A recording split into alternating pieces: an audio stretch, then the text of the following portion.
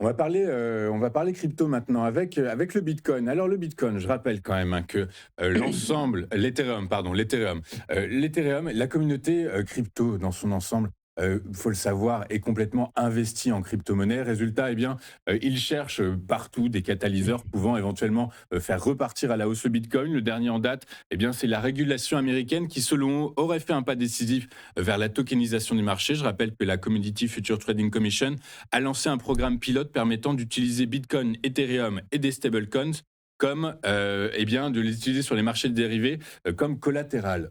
Ok, très bien. Effectivement, ça peut apporter des flux. Ceci étant, eh bien, cette information, elle fait pchit. Le Bitcoin continue de naviguer autour des 90 000 dollars. On cherche un catalyseur, on ne le trouve pas. Résultat, est-ce qu'on commence à supposer que bah, le Bitcoin pourrait poursuivre la chute qu'il a initiée depuis déjà quelques semaines? Alors, concernant le Bitcoin, certainement, et je pense que l'Ether, parce que moi je suis principalement sur l'Ether, vu Excusez-moi. qu'il y a enfin, beaucoup de monde sur le Bitcoin déjà, donc, mais l'Ether est intéressant aussi.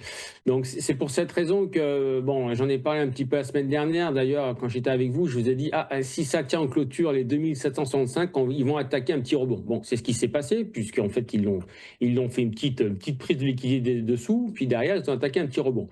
On est sous une orbite baissière, donc toujours sur cette tendance baissière, il n'y a pas de souci. Alors après, c'est vrai que bon, ça, j'en ai parlé un peu, on va dire un petit peu rapidement, comme quoi on a encore une jambe de baisse à faire. J'attends une jambe de baisse à faire techniquement en vague d'Elliott qui peut encore se valider de toute façon. Donc c'est pour ça que j'attends cette clôture sous les 2765.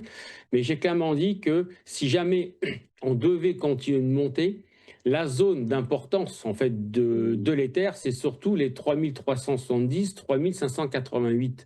C'est surtout celle-là. Tant qu'elle tient en clôture journalière, en résistance, ben, moi je pars du principe que de toute façon la jambe de baisse pour descendre chercher les 2100, 2314 que je défends depuis, ça fait presque 3 semaines maintenant, même si je suis dessus, hein, puisque je suis déjà dessus depuis avril à 1530 et 1630 avec toute la communauté IVT, mais j'attends ce retour sur cette zone-là. Alors, il peut y avoir des catalyseurs, et on voit bien quand il y a des catalyseurs, ben, comme vous avez dit, ça fait un peu l'effet d'un pétard mouillé. Et au bout du compte, ben, on est obligé d'un peu d'attendre. Alors moi, je reste attentiste pour le moment, pour en fait ce petit repli sur cette zone des 2003-2100 pour pouvoir me replacer de nouveau dessus.